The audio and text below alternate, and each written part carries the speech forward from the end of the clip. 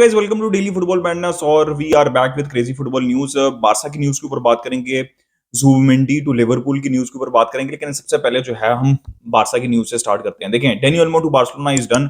He is a Barcelona player और most likely medical सब कुछ क्लियर हो चुका हुआ है। He is a Barcelona player और सैटरडे को मोस्ट लाइकली उनका डेब्यू होगा। देखिए, he is a Barcelona player और अब हम फुल सपोर्ट है, बेस्ट विशेस हैं to Dani Olmo. It is done और लेट्स ट्राई टू फाइंड के और क्या बारसा इंप्रूव कर सकती है। ठीक है, अब ये तो डेनी ऑल्मो का हो गया। निको विलियम्स, भाई Nico Williams is still on somehow some word. Nico Williams to Barcelona is still on. मतलब कल से अजीब अजीब सी न्यूज आनी शुरू हुई हैं। पहले न्यूज आई कि बारसा 1:1 के अंदर वापस आ गई है वो लिबेरो की डील के बाद। देखिए, मैंने आपको बहुत अरसे से एक बात बता रहा हूँ, मतलब एक बेसिक कंसेप्ट है ये। ऑब्वियसली मुझे फाइनेंशियल्स का बारसा का नहीं पता, लेकिन बेसिक कंसेप्ट है कि 1:1 में आने के बाद भी एक आध साइनिंग हो जाएगी, उसके बाद आपको बेचना पड़ेगा इवन टू साइन। और अभी भी न्यूज यही है कि Barca has to sell player to sign more player, चाहे वो निको विलियम्स हो चाहे वो कोई भी और प्लेयर हो। ठीक है, अब निको विलियम्स की क्या कहानी है? अभी न्यूज आई पहले कि भाई लपोटा जो है वो पर्सनली अब रिक्वेस्ट करेंगे और पर्सनली इन्वॉल्व हो रहे हैं। तो मुझे तो उस न्यूज की बिल्कुल नहीं समझ लगती जो बारसा से ये न्यूज निकलती है।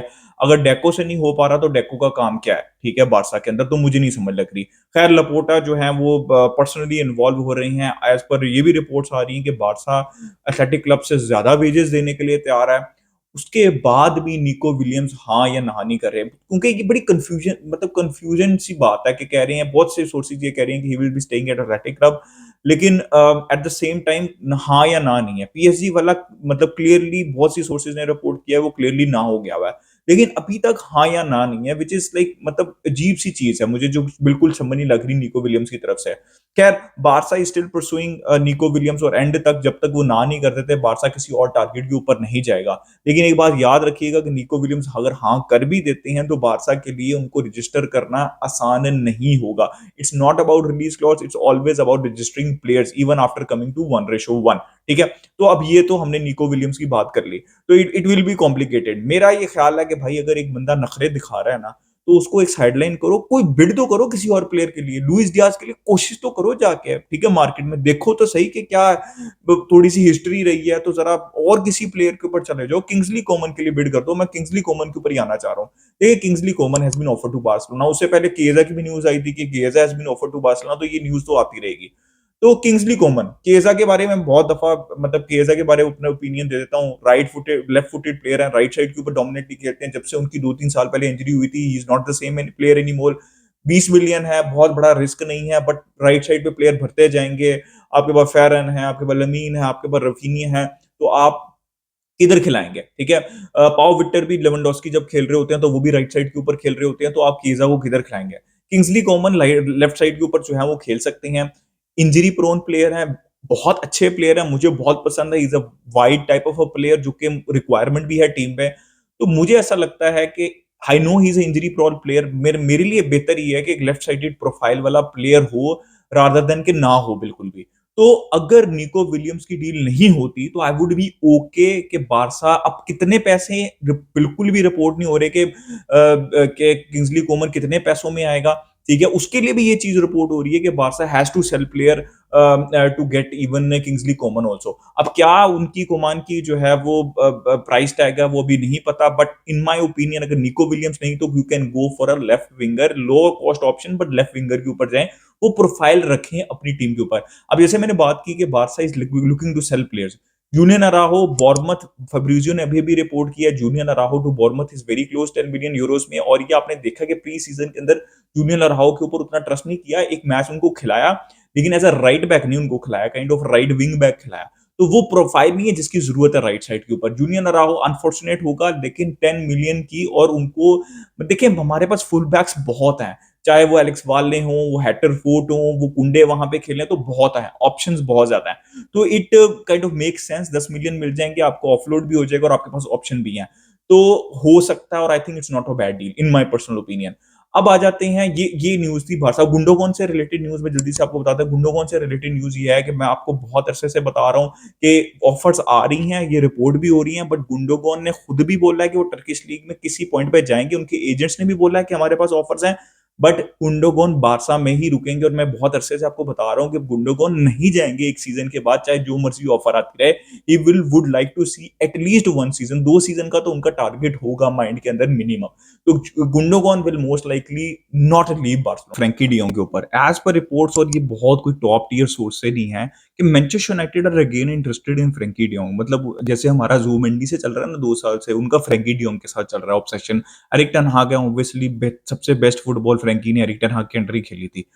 लेकिन मुझे मसला नहीं है कि मैनचेस्टर यूनाइटेड इंटरेस्टेड है, क्योंकि देखिए बार्सिलोना ने उनको कॉन्ट्रैक्ट दिया हुआ है, वो कॉन्ट्रैक्ट एक्सटेंड नहीं कर रहे, उनकी वेजेस हाई हैं, और 1 साल बाद उनका एक मतलब अगले सीजन के एंड के ऊपर 1 साल का कॉन्ट्रैक्ट रह जाएगा। तो या तो वो एक्सटेंड करेंगे, या तो बारसा उनको सेल करने की कोशिश करेगी। ठीक है, चाहे अब वो एक अलग कहानी है कि वो छोड़ना चाहते हैं या नहीं छोड़ना चाहते, वो अलग बात है।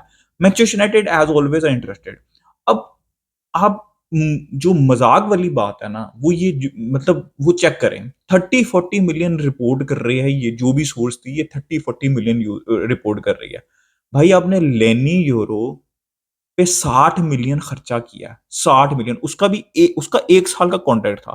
फ्रेंकी डियोंग का 2 साल का कॉन्ट्रैक्ट था। यार मैं मैनचेस्टर यूनाइटेड को कुछ नहीं कह रहा, बिकॉज़ ये कोई चीज़ ऑफिशियल नहीं है, ना फैब्रिज़ियो ने रिपोर्ट किया है। मैं उस बंदे को कह रहा हूँ जिसने ये रिपोर्ट किया है कि यार कोई शर्म होती है, कोई हया होती है, कोई तमीज़ होती है भाई। मतलब 30-40 मिलियन यूरो में आप एल ले लें भाई, जो सीधी-सी बात है, ठीक है? तो मतलब भाई मुझे समझ नहीं लगती कि ये फ्रैंकी का क्या केस है। ये 60-70 की बात होती है तो मेरा दिमाग खराब होता है आजकल की मार्केट में। ये 30-40 मिलियन के अंदर क्या है? तो भाई लेना है तो मिनिमम भी 70-80 के अंदर जाएगा फ्रैंकी डियोंग। आई नो कि बार्सा के ऊपर भी प्रेशर है, लेकिन मुझे ऐसा लग रहा है कि Frenkie de Jong will not leave Barcelona. I would be very surprised कि फ्रैंकी डियोंग, क्योंकि हमने डीएम तो लिया ही नहीं, तो क्या आप मतलब कसाडो के ऊपर, बर्नाल के ऊपर रिलाय करेंगे? अभी तो आपको बहुत मतलब लोग जज्बाती हुए हैं ना, कसाडो, बर्नाल बहुत अच्छा कर रहे हैं, लेकिन आपको जैसे ही सीजन स्टार्ट होगा ना, तो थोड़ी देर बाद रियलिटी हिट होगी। बहुत ही अच्छा होगा बार्सिलोना के लिए अगर दोनों जो हैं हिट कर जाते हैं, लेकिन मुझे मोस्ट लाइकली अगर कोई मतलब हिट करेगा ना, तो उनमें से कसाडो और बर्नाल में से कोई एक होगा, और उसके साथ सपोर्ट के लिए आपको एक डीएम चाहिए होगा, and that is Frenkie de Jong. अब आ जाते हैं ज़ुबिमेंडी। भाई ज़ुबिमेंडी टू लिवरपूल, भाई वो जो हम एडिट्स बनाते थे बारसा शर्ट के अंदर 2 साल से लगे हुए, अब लिवरपूल ले जाएगी। यार मुझे कहानी नहीं समझ लग रही, बारसा भी इंटरेस्टेड था, फिर आर्सेनल भी, फिर मैनचेस्टर यूनाइटेड भी, लिवरपूल भी इंटरेस्टेड है कि क्या, लेकिन क्या रियाल सोसिएडाड इंटरेस्टेड है? Yes, Real Sociedad Spanish team को बेचने के बजाय वो लिवरपूल को बेचने में इंटरेस्टेड है, जो कि उनके पर्सपेक्टिव से शायद सेंस भी बनती है। ठीक है, अब मेन क्वेश्चन क्या है कि ज़ुबिमेंडी इंटरेस्टेड है? अगर ज़ुबिमेंडी लिवरपूल में इंटरेस्टेड है, तो इसका मतलब है वो रियाल सोसिएडाड छोड़ने में इंटरेस्टेड है।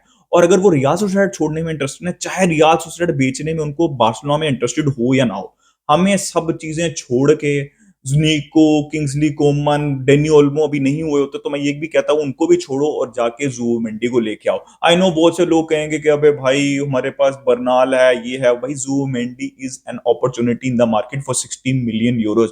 तो भाई अगर ज़ुबिमेंडी जरा सी भी इंडिकेशन देते हैं, तो बारसा को भी इस रेस के अंदर एंटर होना चाहिए।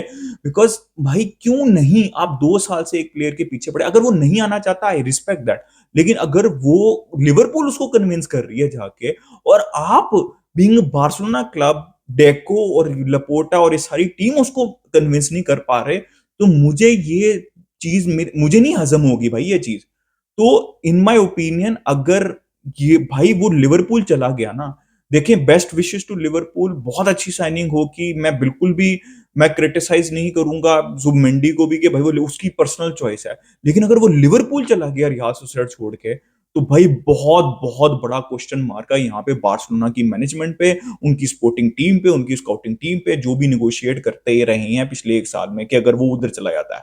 तो guys this was my opinion, अपना ओपिनियन दें in the comment section, like कर दी, सब्सक्राइब कर दी, मिलते हैं नेक्स्ट वीडियो में। इसका